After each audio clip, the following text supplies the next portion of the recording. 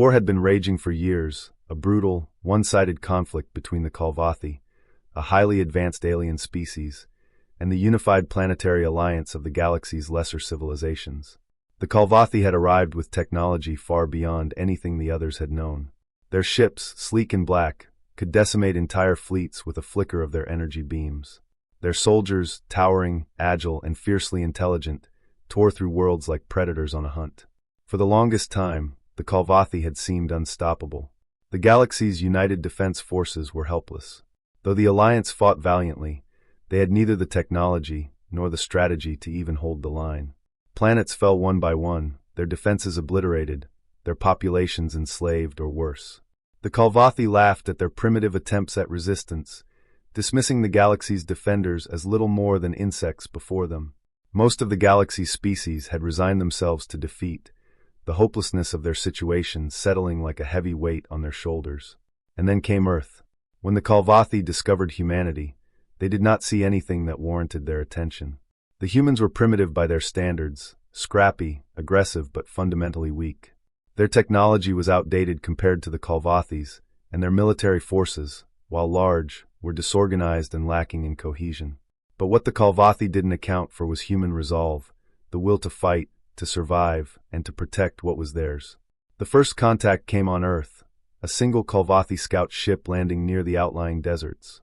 They had come, as they always did, to observe, to assess, and ultimately to conquer. The scout was alone, unafraid. It had orders to prepare the planet for the rest of the invasion force. The Kalvathi had no knowledge of Earth's power. They had no idea that humans were already preparing, in secret, for the inevitable day when they would be called upon to join the war. Within months, Earth's best scientists, engineers, and military strategists had reverse-engineered the remnants of an alien ship, pieces taken from the wreckage of past conflicts. They didn't fully understand the advanced technologies, but they understood one thing: they had to make it work. With ingenuity and an unbreakable resolve, they adapted the technology to human specifications. Weapons that could shred through the Kalvathi's ships were soon created. In the span of a year, human engineers had crafted powerful energy weapons, force fields, and propulsion systems that rivaled even the most advanced Kalvathi tech. But Earth's real advantage wasn't just its weapons. It was its people. The human spirit was something the Kalvathi had underestimated from the beginning. The humans didn't just fight to survive, they fought for their homes, their families, and their freedom. And when the call to arms was made, the response was overwhelming. Entire fleets of human ships, equipped with alien technology and piloted by brave men and women, mobilized for the war effort. The first engagement was like nothing the Kalvathi had ever experienced.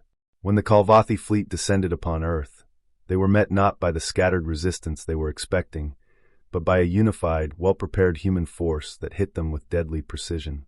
Human pilots flew ships that could match the Kalvathi's own in speed and firepower, turning their sleek black ships into nothing more than targets.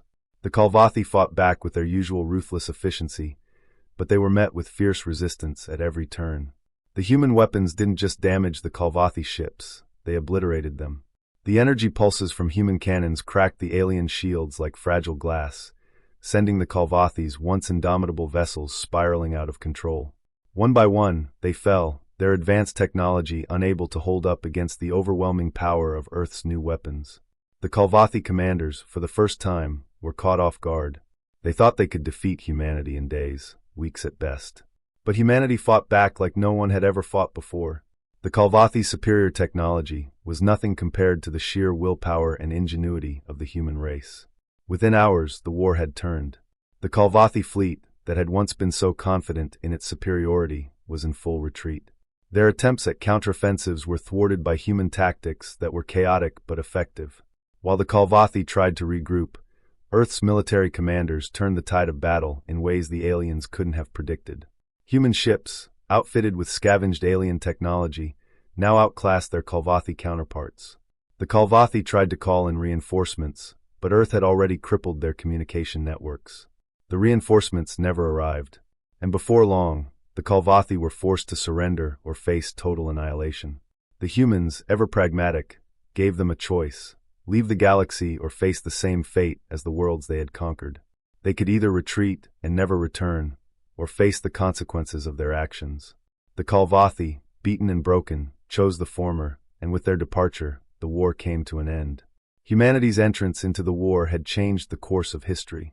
It wasn't just their weapons that won the day. It was their spirit, their willingness to fight for what mattered, their ability to adapt and innovate when faced with insurmountable odds. In the end, the Kalvathi learned a bitter lesson: never underestimate humanity. The war's end marked a turning point for the galaxy. The Kalvathi, once an unstoppable force, had been driven back, their vast empire crumbling under the weight of human perseverance. The other galactic species, who had watched in fear and hopelessness as the Kalvathi advanced, now stood in awe of humanity's ability to defy the odds. Earth, once seen as a minor player in the grand cosmic scale, had proven that even the smallest of civilizations could rise to meet the greatest of threats. In the aftermath, the galaxy's defenders rallied behind Earth, recognizing the unique strength of humanity's resolve. Earth's leaders, however, did not seek to dominate. They knew that the war had been won not through sheer military might alone, but through unity and determination, qualities they believed could bring true peace to the galaxy. They extended a hand to the remaining alien civilizations, offering aid and cooperation in rebuilding what had been lost in the war.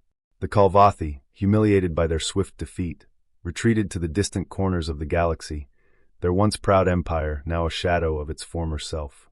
They had underestimated humanity, and in doing so, had learned the hard way that no force, no matter how advanced, could stand against the unity and ingenuity of a determined people. For Earth, the war was over. The galaxy was forever changed, and the humans who had joined the battle would be remembered as the ones who tipped the balance. They had shown that in the face of overwhelming odds, the will to fight for survival, for home, and for freedom could alter the course of history. The Kalvathi had underestimated humanity, but in the end, it was humanity that had written the final chapter of the war. And as peace settled over the galaxy, the words that had been spoken by a human general during the final battle echoed in the minds of many. The war was never about technology. It was about us. We fight not for our weapons, but for everything we hold dear. Humanity had proven that even in a universe filled with vastly more powerful civilizations, they could stand tall, their spirit unbroken and their future bright.